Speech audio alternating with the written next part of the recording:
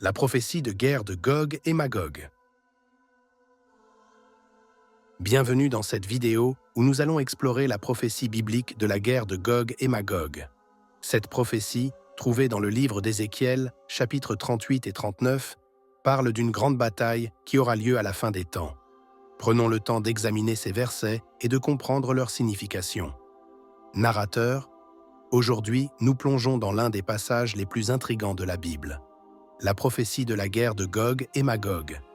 Cette prophétie se trouve dans le livre d'Ézéchiel, un prophète de l'Ancien Testament. Commençons par lire quelques versets clés. Versets 1 à 3.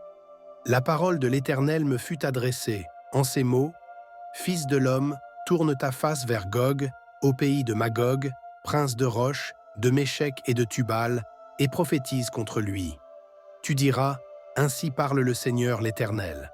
Voici, j'en veux à toi, Gog, prince de Roche, de Méchec et de Tubal. » Ézéchiel 38, 1 à 3.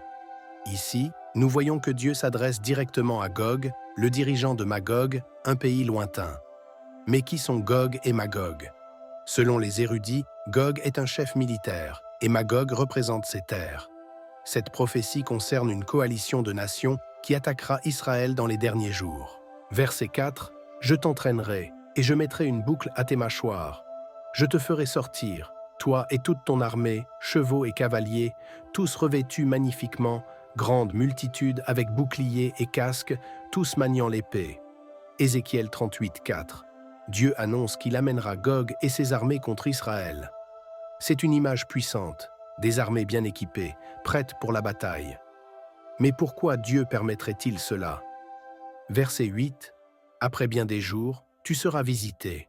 Dans la suite des années, tu marcheras contre un pays délivré de l'épée, rassemblé d'entre plusieurs peuples, sur les montagnes d'Israël longtemps désertes. Retirés du milieu des nations, ils habitent tous en sécurité. Ézéchiel 38, 8. Ce verset nous donne une perspective sur le timing de cette attaque. Cela se produira dans un temps futur, après qu'Israël aura été restauré et vivra en sécurité. Cette période de paix sera interrompue par l'invasion de Gog. Versets 18 à 19.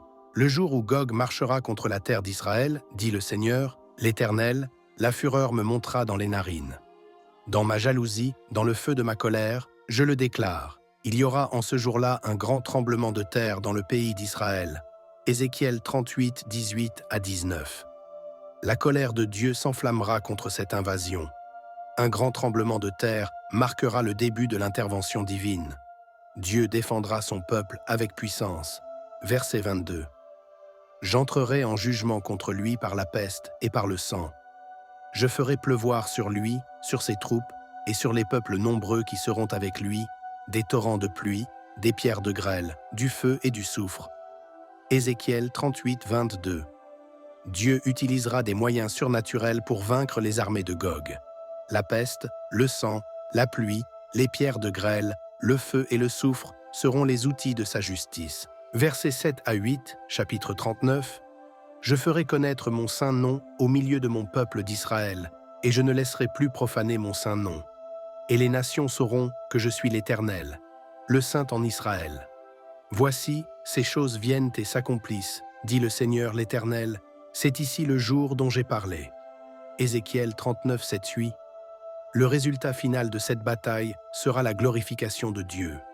Son nom sera sanctifié parmi les nations, et Israël saura que leur Dieu est l'Éternel.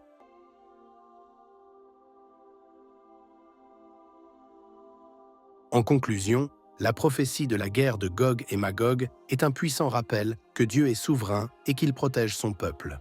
Bien que cette prophétie parle d'une grande bataille future, elle nous assure aussi que Dieu interviendra avec puissance pour défendre Israël et démontrer sa gloire au monde entier. Merci d'avoir suivi cette exploration de la prophétie biblique. N'oubliez pas de vous abonner et de laisser vos commentaires ci-dessous. Que la paix de Dieu soit avec vous.